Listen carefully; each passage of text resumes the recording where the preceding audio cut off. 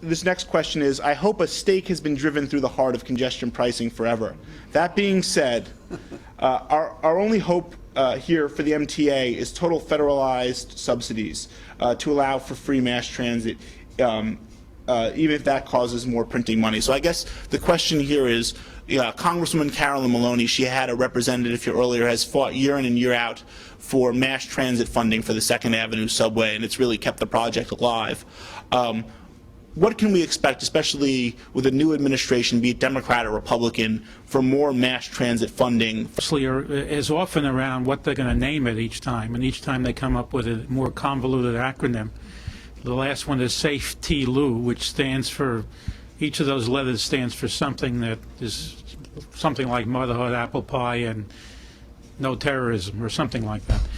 In any case, the new bill, which is currently called T4, just to keep it simple, because it's the 4th one in the series, the recent series, will be debated in Congress next year with a new Congress and a new president. And we all have high hopes that the push towards $5 a gallon is going to mean that there's going to be more recognition for public transit, and that means more money. We're already beginning to see signs of that in Washington, even in the current administration, despite the fact that vetoes are being threatened with for instance, the Amtrak bill, where Amtrak may get some additional funds. So there is some hope along those lines. I have to say, and since the question started with, I hope a stake has been driven through the heart of congestion pricing, I have to say, and having the podium, I hope the stake misses the heart by at least 10 feet.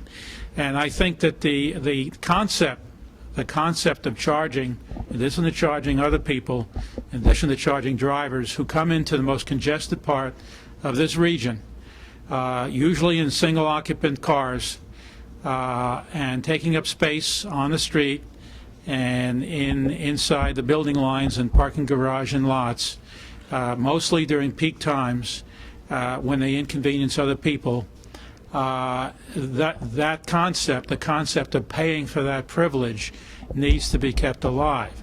And I'm hoping that the Ravitch Commission finds a way to structure congestion pricing, perhaps with a different name. Here is very much alive. It's very much alive in other parts of the world, and it's wherever it's been tried, it's been successful in reducing traffic, making it easy for people in cars who pay for it, particularly during the most congested times of the day or night.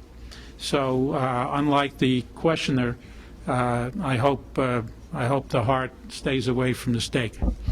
An administration that the federal government does not give money to underwrite the operations of transit agencies. What they do is give money for rebuilding or new starts, and there's been a growing number of cities across the country that have taken up mass transit projects, and so we have more allies than we used to. There is a bill. I know a lot about New York City and state politics, but I know just about nothing about the federal government, and in the last 8 years I've wanted to know nothing about it. But there's a bill by Congressman Oberstar which would provide money for holding fares or increasing service. I don't know what its chances are or where it's going to go, but if you're interested, hacking your own congressperson about Chairman Oberstar's bill and what's happening, whoever takes office in January, we're living a lifestyle as a country that we cannot afford any longer. And so it seems to me transit has got to be part of the solution to helping America deal with its energy problems over the long term. And so, I am hoping that the federal government will play more of a role than it has in the last, 20, 25 years on transit. It really has to be part of the solution. Everything looks rosy because we won't have Bush as president after January 1st.